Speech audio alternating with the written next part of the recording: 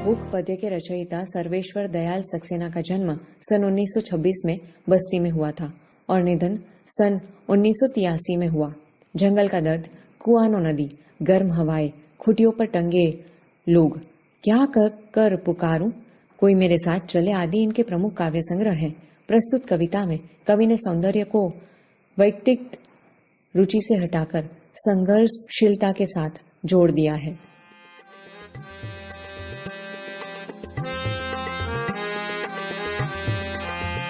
जब भी भूख से लड़ने कोई खड़ा हो जाता है, सुंदर दिखने लगता है। झपटता बाज फन उठाए सांप, दो पैरों पर खड़ी कांटों से नन्ही पत्तियां खाती बकरी, दबे पांव झाड़ियों में चलता चीता, डाल पर उल्टा लटक फल कूतरता तोता, या इन सब की जगह आदमी होता। जब भी भूख से लड़ने कोई खड़ा हो जाता है, सुंदर दिखने लगता है। समझूती। पहली पंक्ति। जब भी भूख से लड़ने कोई खड़ा हो जाता है, सुंदर दिखने लगता है। इस पंक्ति में कवि कहते हैं कि भूख से मुक्ति पाने का मार्ग संघर्ष है।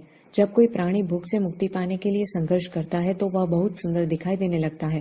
कहने का अर्थ यह है कि बिना संघर्ष के किसी समस्या का हल नहीं निकलता, इसलिए जो प्राणी संघर्ष करता है वह सुंदर दिखाई देता है। दूसरी पंक्ति। झपटता बाज फन उठाए सांप, दो पैरों पर खड़ी कांटों से नन्ही पत्तियां खाती बकरी। इन पंक्ति में कवि कहते हैं कि बाज पक्षी अपने शिकारों को कब्जे में करने के लिए जितनी तेजी से उस पर झपटा मारता है और जिस तेजी से उसे अपने चुंगल में दबोचकर उड़ जाता है वह देखने लायक होता है। इसी तरह अपने शिकार पर वार करने के लिए फण उठाए सांप का आक्रामक रूप भी सुंदर लगता है। जब बकरी अपने दोनों पैरों पर खड़ी हो जाती है और अपनी भूख मिटाने के लिए वह कांटों के बीच से नन्ही नन्ही पत्तियां खाने के लिए संघर्ष करती है तो उसका सौंदर्य अनूठा लगता है। तीसरी पंक्ति। दबे पांव झाड़ियों में चलता चीता, डाल पर उल्टा लटक फल कुतरता तोता, या इन सब की जगह आदमी होता। जब भी भूख से लड़ने कोई खड़ा हो जाता, सुंदर दिखने लगता है। इस पंक्ति में कवि कहते हैं कि अपनी भूख मिटाने के लिए अपने शिकार पर जब खूंखार चीता दबे पांव झाड़ियों में एक एक कदम सावधानी पूर्वक इस तरह रखता हुआ चलता है कि किसी को जरा सी भी आहट न हो, तो इस रूप में वह बहुत सुंदर दिखाई देता है। तोता वैसे तो दाल को अपने पंजों से पकड़कर डाल पर बैठता है, पर जब वह अपनी भूख मिटाने के लिए किसी फल को कुतरने लगता है तो वह डाल को अपने पंजों से पकड़कर उल्टा लटकने का खतरा मोल लेता है।